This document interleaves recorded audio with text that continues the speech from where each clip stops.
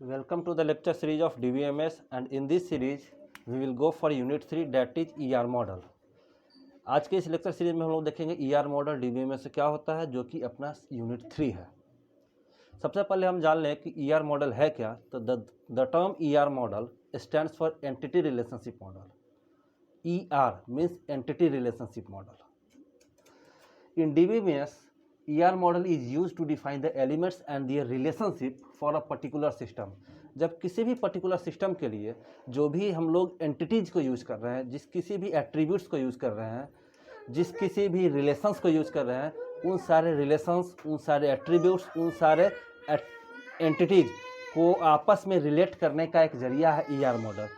ER model के through ही हम लोग उन चीज़ों को आपस में कोरिलेट करते हैं और एक प्रोटोटाइप मॉडल बनाते हैं। That model is called ER model. The term ER model is known as entity relationship model, जिसको कि हम लोग हाई लेवल मॉडल के नाम से भी जानते हैं।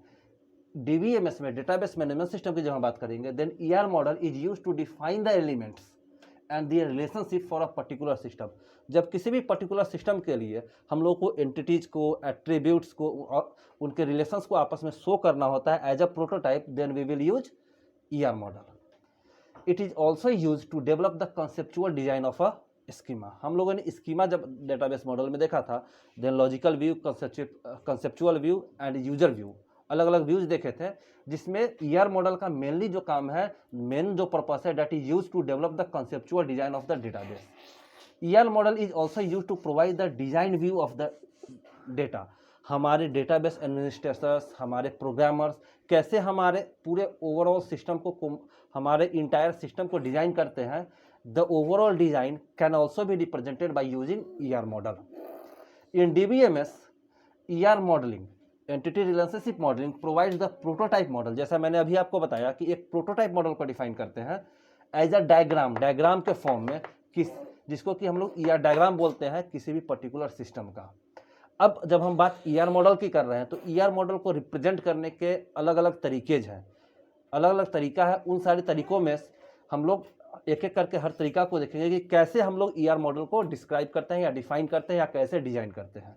An ER model having 3 key components, by using we can show the prototype of a model, that 3 models, that 3 keys, that 3 prototypes, that 3 ways are called entity। पहला जो हमारा तरीका है, हम लोग एंटिटी का यूज करके अपने ER मॉडल को डिजाइन करते हैं। दूसरा, जब हम लोग अपने ER मॉडल में, हम अपने डेटाबेस में एंटिटी का यूज करेंगे, then we will must have to use the attributes. कुछ एट्रीब्यूट्स को भी हम लोगों को डिजाइन करना होगा। जब हमारे पास एंटिटी है और एट्रीब्यूट्स है, then definitely we will have to show the relationship between entity and the attributes. हम लोगों को एंटिटी और रिलेशनशिप के बारे में बताना होगा, और इस एंटिटी और एट्रीब्यूट्स को हम लोग रिलेशन के थ्रू शो करते हैं। देन एंटिटी और एट्रीब्यूट्स जिसका हम लोग अपने ER मॉडल में यूज कर रहे हैं, उनको आपस में कोरिलेट करने के लिए there is a function that is also called a relationship. हम लोग को रिलेशनशिप शो करना होगा, हम लोग को रिलेशन शो करना होगा। और अब हम लोग एक एक करके इन तीनों वेज को देखते हैं कि हम लोग ER डायग्राम कैसे बनाते हैं। जब हम एंटिटी की बात करेंगे, then entity may be a strong entity set और may be weak entity set. हमारा जो एंटिटी है वो स्ट्रॉन्ग एंटिटी सेट भी होगा और वीक एंटिटी सेट भी होगा। जबकि जब हम एट्रीब्यूट्स की बात करेंगे, then attribute may also be classified as key attributes, composite attributes, multi valued attributes, derived attributes etcetera. बहुत सारे एट्रीब्यूट्स हमारे पास हो सकते हैं। और जब हम रिलेशन की बात करेंगे, जब हम एंटिटी को और रिलेशन को आपस में कोरिलेट करेंगे, देन हमारे पास 1 to 1 रिलेशन होगा, 1 to many रिलेशन होगा, many to 1 रिलेशन होगा, and many to many relation होगा, जिसको कि मैंने यहाँ शो किया है। अब एक एक करके हर तरीके को हम लोग देखेंगे कि आखिर ये हम लोग ER मॉडल कैसे डिजाइन करते हैं।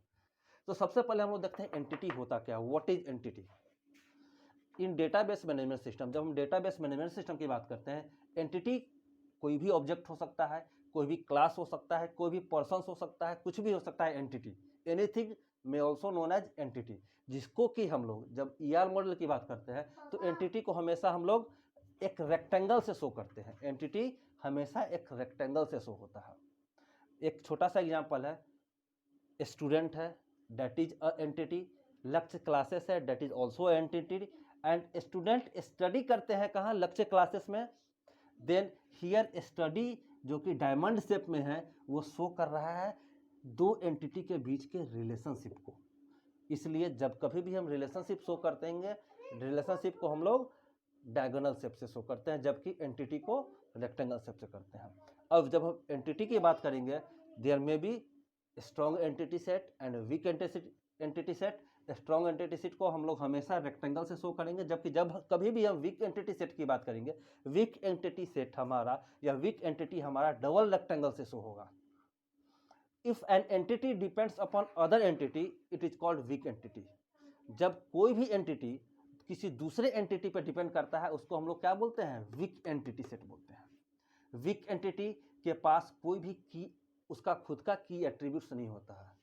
जब कभी भी हम वीक एंटिटी सेट की बात करेंगे उसके पास खुद का कोई प्राइमरी की नहीं होगा, उसके पास खुद का कोई अपना एट्रीब्यूट्स की एट्रीब्यूट्स नहीं होगा। Weak entity don't have any की एट्रीब्यूट्स ऑफ इट्स ओन। उसका अपना खुद का कोई प्राइमरी की नहीं होगा, अपना खुद का कोई एट्रीब्यूट्स नहीं होगा।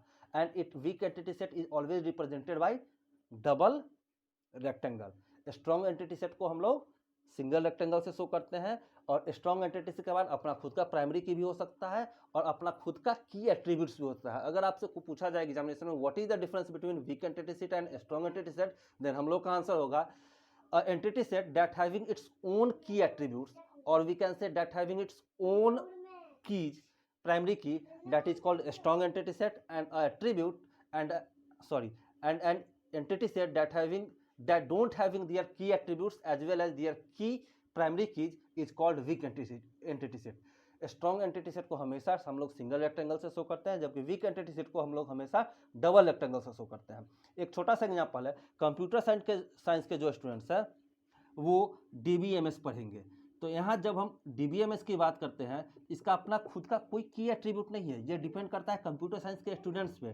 That is why the term CSE computer science and engineering is strong entity set as well as DBMS is weak entity set. जब हम लोन की बात करते हैं, जब कभी भी हम लोन लेते हैं तब जो इंस्टॉलमेंट हम लोगों को एग्री किया जाता है, मंथली पे करना होता है EMI, then that EMI that installment is weak entity set as well as the loan is strong entity set. अब हम लोग आगे देखेंगे कि हम लोगों ने जो एंटिटी सेट देखा, एट्रीब्यूट्स देखा, तो हर एक एट्रीब्यूट्स को हम लोग कैसे रिप्रेजेंट करते हैं उसको अब हम लोग देखने जा रहे हैं। तो अब स्ट्रॉन्ग एंटिटी सेट को हम लोगों ने देखा कि एक सिंगल रेक्टेंगल से शो करते हैं, जबकि week entity set is always represented by double rectangle. और जब हम अगले कंपोनेंट्स, उनके एट्रीब्यूट्स, उनके रिलेशंस की जब हम बात करेंगे, देन रिलेशनशिप को हमेशा हम लोग एक डायमंड शेप से शो करते हैं। Relationship in ER diagram is always represented by diamond shape, while when we will have to make identifying relationship between the attributes between the entity, or we can say when we will have to make identifying relationship between an entity and an attribute, then it will always be shown by double diamond shape. हमेशा हम लोग इसको double diamond shape से show करते हैं identifying relationship को। जब कभी भी हम एट्रीब्यूट की बात करेंगे, then an attribute is always represented by oval shape followed by a solid line in ER diagram। ER diagram में जब कभी भी हमको किसी भी एट्रीब्यूट को शो करना होगा, देन एट्रीब्यूट को हम लोग हमेशा ओवल शेप से शो करते हैं, जो कि एक सॉलिड लाइन से फॉलोड होता है। प्राइमरी की या प्राइमरी एट्रीब्यूट की जब हम बात करेंगे, तब एज इट इज एट्रीब्यूट के जैसा ही हम लोग एक ओवल शेप बनाएंगे और एक फॉलोड, जो कि followed by and solid line होगा, लेकिन ओवल शेप के भीतर में भी हम लोग एक सॉलिड लाइन दे देंगे that represents a primary key as well as primary attributes. Multi level attributes की जब हम बात करेंगे, then a multi level attribute is represented by double oval shape in ER diagram और ईआर मॉडल। ईआर मॉडल में multi level attribute हमेशा double oval shape से represent किया जाता है। कंपोजिट एट्रीब्यूट की जब हम बात करेंगे, देन कंपोजिट एट्रीब्यूट हमेशा रिप्रेजेंट होता है एट्रीब्यूट्स और उसके कुछ सब पार्ट से। जैसे कि देखिए, हम लोग कंपोजिट एट्रीब्यूट यहाँ शो कर रहे हैं, तो ये हमारा कंपोजिट एट्रीब्यूट है। कंपोजिट एट्रीब्यूट के साथ साथ उसके कुछ सब पार्ट्स यहाँ हैं। ये अगर हमारा लोन है, एक एट्रीब्यूट हमारा लोन है, तो उसके जो सब पार्ट्स होंगे वो क्या होंगे, उसके ईएमआई होंगे, लोन का अमाउंट होगा और लोन का सीरियल नंबर होगा या फिर उपभोक्ता संख्या जिसको कस्टमर नेम बोलते हैं, कस्टमर आईडी बोलते हैं। These all oval shapes are the sub parts of this oval shape, that is why it is called composite attribute. तो ईआर मॉडल में कंपोजिट एट्रीब्यूट को हम लोग एक ओवल शेप और उसके सब पार्ट से शो करते हैं। अब हम लोग बात करते हैं अगले एट्रीब्यूट्स की, अगले कंपोनेंट्स की। तो दूसरा कंपोनेंट, नेक्स्ट कंपोनेंट हमारा डिराइव्ड एट्रीब्यूट। जब कभी भी हमको ईआर मॉडल में, ईआर डायग्राम में डिराइव्ड एट्रीब्यूट को शो करना होता है, देन डिराइव्ड एट्रीब्यूट को हमेशा हम लोग डैश्ड ओवल शेप से शो करते हैं, जो कि followed by a solid line होता है। Total participant in E2 in are, मतलब जब हमको इस टाइप का रिलेशन बनाना होता है तो टोटल पार्टिसिपेशन इन E2 मतलब एंटिटी सेकेंड है हमारा, जो कि रिलेशन आर से कैसे शो करता है। तो एंटिटी 1 हमारा ये है, रिलेशनशिप ये है, और इन दोनों के बीच में जो रिलेशनशिप टोटल पार्टिसिपेशन शो करना होता है, तो एंटिटी 2 और रिलेशन के बीच में डबल लाइन होता है जो कि शो करता है total participation in E2 in ER। अब लास्ट जो हमारा कंपोनेंट है दैट इज कार्डिनलिटी, जो कि हमारे रिलेशंस को बताता है कि हमारा रिलेशन 1 to 1 है, 1 to many है, many to 1 है, कितने टाइप का रिलेशन है, ये चीज़ रिप्रेजेंट किया जाता है कार्डिनलिटी से। कार्डिनलिटी को हम लोग शो करते हैं, दो एट्रीब्यूट्स हमारे पास ये है। एट्रीब्यूट को हम लोगों ने सॉलिड रेक्टेंगल से शो किया है, जबकि रिलेशनशिप को डायमंड शेप से शो किया है। इन दोनों के दोनों एट्रीब्यूट्स का रिलेशन क्या है, तो 1 to n रिलेशनशिप। जहां 1 to n रिलेशनशिप होगा मतलब एक एंटिटी का मेनी रिलेशंस है, 1 to many रिलेशनशिप। 1 to 1 है तो 1 to 1 relationship, and n to 1 मतलब मेनी टू 1। एक एट्रीब्यूट, बहुत सारे एट्रीब्यूट्स का एक सिंगल रिलेशन है हमारे एंटिटी 2 के साथ। This will shown by the cardinality and this is overall about cardinality. That's all about ER model. I think कि आज का ये लेक्चर आपको समझ में आया होगा।